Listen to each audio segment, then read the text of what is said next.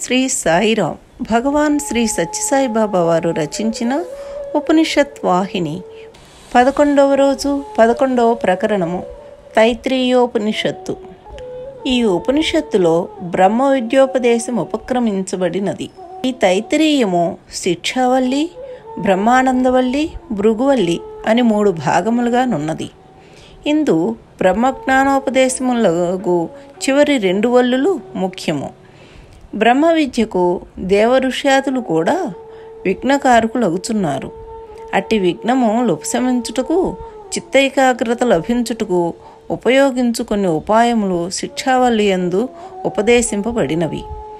ఈ వల్లి యందు 12 అనువాకములు గలవు. చివరి 2 బ్రహ్మానందవల్లి, భృగువల్లి అను ప్రత్యేక నామములతో వ్యవహరించబడుచున్నది. ఈ వల్లి ద్వయము మోక్షమునకు సాక్షాత్ సాధనాభూతమగు వారుణీ విద్య అని ప్రసిద్ధిగాంచినది. రెండింటి యందును విషయం ఒక్కటియే అగుచున్నది. పఠన సౌకర్యమునకు మాత్రము ప్రత్యేక వల్లులుగా పరిగణింపబడుచున్నవి.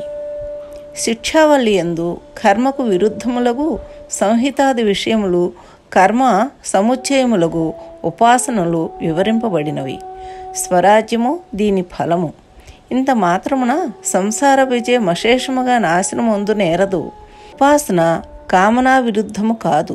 దానిచే కర్మ వలనే ఉపాసనమునకు కూడా మోక్షహేతువు కాదు. అజ్ఞానము సంసార కారణము. అది నశించుటచే మోక్షమబ్బును. అజ్ఞానము సహజ సిద్ధము. మనము కూర్చున్న రైలు బండి నిలిచిండి ప్రక్కన మరి ఒక బండి పోవుచుండగా మనము కూర్చున్న బండియే పోవుచున్నట్లు ప్రత్యక్షముగా కనబడును. ఇట్టి జ్ఞానమునకు కారణము విచారించి ప్రయోజనము లేదు. దానిని పోగొట్టుకుని మార్గము మాత్రము అన్వేషించవలయును. సంసార బీజమగు ఈ అజ్ఞానము బ్రహ్మజ్ఞానము చేతనే తొలగిపోవును. మరి ఒక త్రోవ లేదు. కర్మఫలము అస్వరమని శాస్త్రము చేతను యుక్తి చేతను ప్రత్యక్షముగా తెలియచున్నది.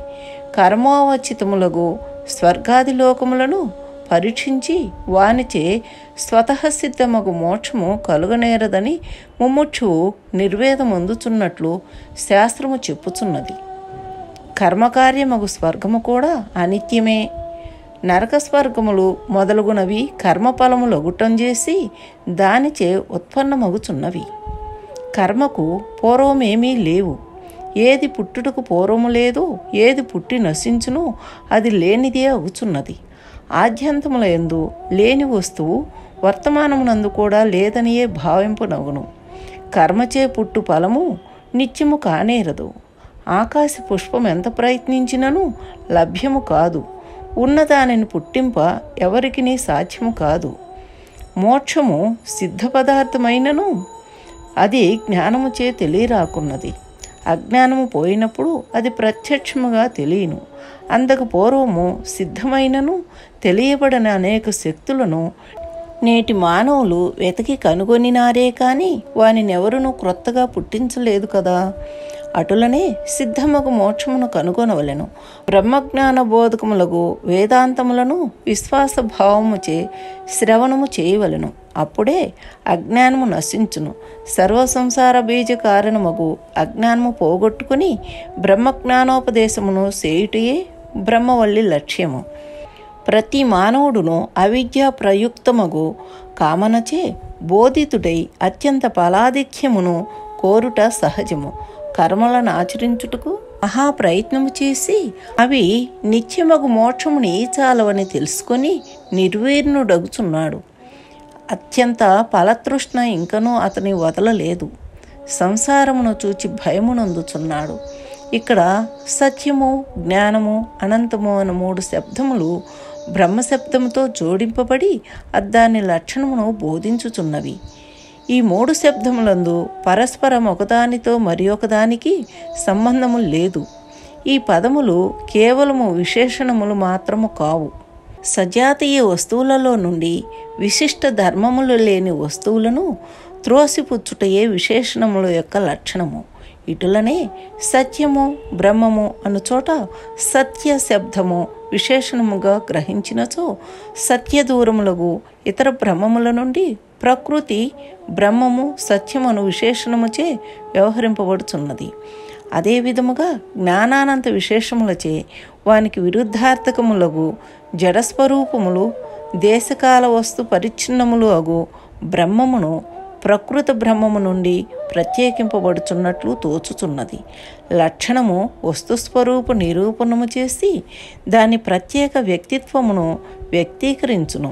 లక్షణముచే లక్షితమగు ప్రతి వస్తువు జాతీయ విజాతీయములగు ఇతర వస్తువులన్నింటి నుండి వ్యావర్తింపబడుచున్నది. ఏ పదార్థము ఏ రూపమున నిశ్చితము కాబడుచున్నదో ఆ రూపమునకు మార్పు లేనప్పుడు అది సత్యమనబడును. నిశ్చితమగు దేని రూపము మార్పును చెందును అది అసత్యము. వికారం అసత్యము, వికారము లేనిది సత్యము. బ్రహ్మము సత్యమనుటచే అది నిర్వికారము. నిత్యమనియు తదితరములగు సవికారములు బ్రహ్మము కావనియు తెలుపుచున్నది. బ్రహ్మము సత్యమగుటచే బ్రహ్మేతరమగు జగత్తు వికార స్వరూపము ఆవృతమును కనుక అది బ్రహ్మము కాదనియు తేలుచున్నది. జ్ఞానజ్ఞేయ జ్ఞాతృ పదార్థములన్నీను బుద్ధియందు నిగూఢముగా నుండుటచే అది గుహ అని పిలువబడుచున్నది. ఈ ఉపనిషత్తునందు బ్రాహ్మణమును వివిధ ధర్మములు వివరింపబడినవి. అవి కామ్యములు, నైమిత్తికములు, నిమిత్తములు అని 3 విధములు. కర్మలను ఆచరింపమని శాస్త్రం ఎవ్వరినీ వినియోగింపదు. మనుజునకు కర్మాచరణము సహజరాగ ప్రాప్తము. కామన ప్రవృత్తికి ముఖ్య కారణము. కామనానురూపములగు మనుజుడు ప్రవర్తించి దాని ఫలమును అనుభవించును. సహజ సిద్ధములగు కోరికలను పడయు మార్గమును మాత్రము శాస్త్రమును ఉపదేశించుచున్నది. అధ్యయనాధ్యాపనములను గూర్చి ప్రమాదములను పొందకము, సత్యమును గూర్చి ప్రమాదమును పొందకము, ధర్మమును గూర్చి ప్రమాదమును పొందకము. తల్లినే దైవముగా భావించుము, తండ్రియే దైవముగా భావించును. ఏ పనులు నింద్యములు కావో అవియే నీకు సేవింపతగినవి, తదితరములు సేవ్యములు కావు. శ్రవణ మనన నిధిధ్యాసనములను 3 ఆత్మసాక్షాత్కారోపాయములకు ఉపదేశింపబడినవి. వీనిలో మొదటిది అగు శ్రవణము వేదముల యందు సంపూర్ణ విశ్వాసము కలిగి గురుని సన్నిధి యందే చేయతగినది. అందువలన బ్రహ్మము యొక్క పరోక్ష జ్ఞానం అబ్బును. మననాత్మకముగు తపస్సు భృగువలియందు ఉపదేశింపబడుచున్నది. మననముచే నిశ్చితమైన నిర్గుణ బ్రహ్మస్వరూపమును మనమునందు నిలిపి బ్రహ్మనవ్యమగు స్వరూపమును ననవర్తరము కావించుటయే నిధిధ్యాసము. బ్రహ్మ విద్యయే బ్రహ్మ భృగువల్లి ద్వయమునందు వివరింపబడినది. ఉపదేశాత్మకమగునది బ్రహ్మవల్లి, అనుభవాత్మకము భృగువల్లి. వరుణపుత్రుడగు భృగువనువాడు పూజ్యుడు వగు ఓ తండ్రి, నాకు బ్రహ్మమును ఉపదేశింపుడు అని తండ్రిని సమీపించి ప్రార్థించెను. అప్పుడు అన్నము, ప్రాణము, చక్షువు, శ్రోత్రము, మనస్సు, వాక్కు అని వరుణుడు పుత్రునికి ఉపదేశించెను. మరి దేని వలన ఈ భూతము ఉత్పన్నమగుచున్నవో, ఉత్పన్నములైన ఈ భూతములు దేని చేత జీవింపబడుచున్నవో అది బ్రహ్మమని తెలుసుకొనమని అతడు తెలియచెప్పెను. భృగువు ఈ 2 వాక్యములు తండ్రి వలన విని తపమనరించి అన్నమే బ్రహ్మమని తెలుసుకొనెను. ఏలయనా ఈ భూతములన్నీ అన్నము వలననే పుట్టుచున్నవి, పుట్టిన భూతములు అన్నము చేతనే జీవించుతున్నవి. ఇట్లు తెలుసుకొనిన భృగువు మరలా తండ్రి దగ్గరకు వెళ్ళి తనకు బ్రహ్మమును ఉపదేశింపుడని కోరెను. తపస్సు చేతనే బ్రహ్మమును తెలుసుకొనమని, తపస్సే బ్రహ్మమని తండ్రి కుమారునకు తెలియజెప్పెను. అతడు తపస్సు చేసి విజ్ఞానము బ్రహ్మమని తెలుసుకొనెను. విజ్ఞానము వలననే భూతములు ఉత్పన్నమగుచున్నవి, విజ్ఞానముచే జీవించుచున్నవి. విద్యలలోకెల్లా ఉత్కృష్టము, పవిత్రము, పరమరహస్యమగు బ్రహ్మ విద్యను సంప్రదాయ సిద్ధముగా తెలుసుకొనెను. అన్నమును నిందింపకూడదు, అది బ్రహ్మనిధునకు వ్రతము. ప్రాణమే అన్నము, శరీరం అన్నాదము. ప్రాణమునందు శరీరము ప్రతిష్ఠితమై ఉన్నది. అందువలన అన్నమును పరిహసింపకూడదు, అది వ్రతము. ఉదకములు జఠరాగ్నిచే జీర్ణములై అన్నమగుచున్నవి. ఉదకముల యందు విద్యుజ్ఞి ప్రతిష్ఠితమగుచున్నది. జ్యోతిషునందును ఉదకములు ప్రతిష్ఠితములు. అందువలన ఈ ఉభయమునగు అన్నమునందు ప్రతిష్ఠితమగుచున్నది. ఎవడు అపోజ్యోతి రూపమగు అన్నమునందు ప్రతిష్ఠితమైన దానిగా ఉపాసించుచున్నాడో వాడు ప్రతిష్ఠితుడగుచున్నాడు. బ్రహ్మజ్ఞానమునకు అన్నము ద్వారమగుటచే అది గురుతుల్యము, దానిని నిందింపరాదు. ఉపాసకునికిది ఒక వ్రతము.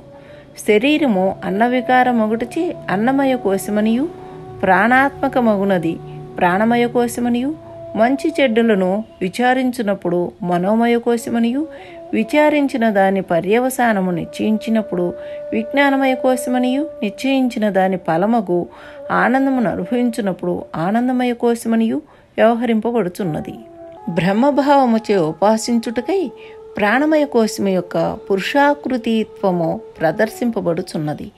ప్రాణమయ కోశము శరీరపిండము కంటే అన్యము, సూక్ష్మతరము. అన్నమయ కోశమును తనలో ఇముడ్చుకొని ఉన్నది. అది వాయుమయము. దానిచే అన్నమయ కోశము అపాదమస్తకము నిండి ఉన్నది. అన్నమయ కోశమునకది ఆత్మ అగుచున్నది. ప్రాణవాయువు లేక అది నిలువనేరదు. ప్రాణము క్రియాశక్తి కార్యభూతము. ఈ ప్రాణము ప్రాణ, అపాన, వ్యాన, ఉదాన సమానములను 5 రూపములు మారి ప్రాణమయ కోశమగుచున్నది. అన్నమయ కోశమునకు ప్రాణమయ కోశము ఆత్మయనియు స్థిరమగు భావనచే అన్నమయ కోశమునందు ఆత్మబుద్ధి తొలుగును. మూసలో కరిగించిపోసిన లోహము వలె అన్నమయ కోశము ఆశ్రయించి ఆత్మభావముచే వర్ధిల్లుచున్న ప్రాణమయ కోశము కూడా పురుషాకారమును కనిపించుచున్నది. స్వాహారూపమగు ప్రాణవృత్తి ప్రాణమయ కోశమునకు శిరస్సు, వ్యానవృత్తి దక్షిణపక్షము, అపానవృత్తి ఉత్తరపక్షము. శరీర మధ్యముననున్న సమాన వృత్తి ఆత్మ. పృథివీ దేవతాస్థితి హేతువగుటచే పుచ్చుమగుచున్నది. పృథివీ ప్రతిష్టాన హేతువు కానిచో నుదాన వృత్తిచే నూర్ధ్వగమనముంది బరువుచే క్రిందపడుట సంభవించును. ఉద్దేశము నుండి ముఖ నాసిక మూలమున పైకి సంసరించుటచే ప్రాణవృత్తి శిరసనియు అచట నుండి సర్వనాడుల యందును ప్రసరించుటచే వ్యానవృత్తి అధః ప్రసారముచే అపానవృత్తి పక్షములనియు ఉదర మధ్యమున నాభి సమీపమున నుండుటచే సమానమాత్మనియు కల్పింపబడినది. మనోమయ కోశమునకు యజుర్వేదము శిరస్సు, రుక్కులు దక్షిణపక్షము, సామము ఉత్తరపక్షము, బ్రాహ్మణము ఆత్మ, అధర్వణ వేదము ప్రతిష్టారూపమగు పుచ్చము. యజుర్వేద మంత్రములు యుగాదుల యందు అధికముగా ఉపయోగింపబడును. వానిచే స్వాహాకార పూర్వకముగా హవిస్సు హోమము చేయబడును. అందువలన యజుర్వేదము ప్రధానమై శిరసని వర్ణింపబడినది. యజస్సు అనునది ఆ నామముతో వ్యవహరింపబడు శబ్ద విశేష రాశి. శ్రోత్రద్వారము యజస్సు. ప్రత్యేక భావము గ్రహింపబడు మనోవృత్తులు యజస్సాన పడుచున్నవి. ఈ విధముననే ఋగ్వేద సామవేదములు కూడా విశిష్ట లక్షణములని గ్రహింపనగుచున్నవి. ఇట్లు మంత్రములన్నీయు మనోవృత్తి రూపములగుచున్నవి.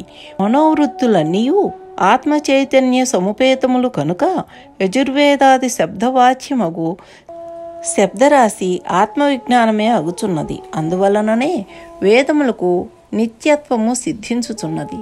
శాంతిక పౌష్టికాది ప్రతిష్టలకు కారణమగు కర్మము ప్రధానమగుటం చేసి అధర్వణ వేదము పుచ్చమని ప్రస్తావింపబడినది.